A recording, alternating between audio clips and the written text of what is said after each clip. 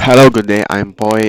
In our previous lesson, we talked about flat method in JavaScript, and now let's talk about flat map method in JavaScript. As you can see here, I already have a example of first is the map method, and the second one is the flat map method. So what I want to do here, the difference between this map and the flat map. So first is in we have in here sorry here we have a array. So this array we use this one for the map. So in the map method we have a parameter for callback function, and inside of this callback function, yeah, we also have a another index and element and array what you call this parameter. But inside of my return value here, I wrap my return value inside of um array, inside of array. Then let's check what is the output of our map result.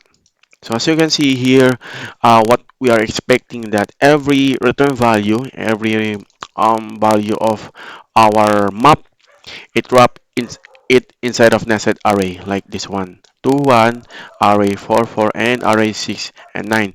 So in this tutorials, in flat map, so maybe we can I explain the definition of flat map. So the flat map is a method, a combination of two array method.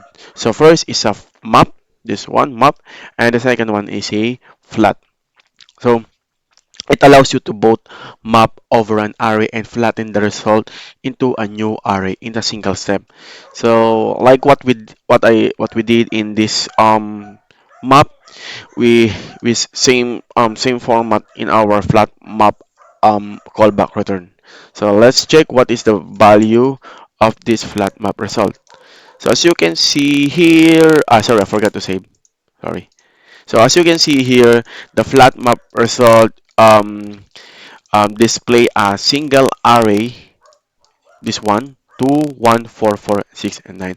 After after the map after the map execute, the flat method do what do the job for to flatten the map value.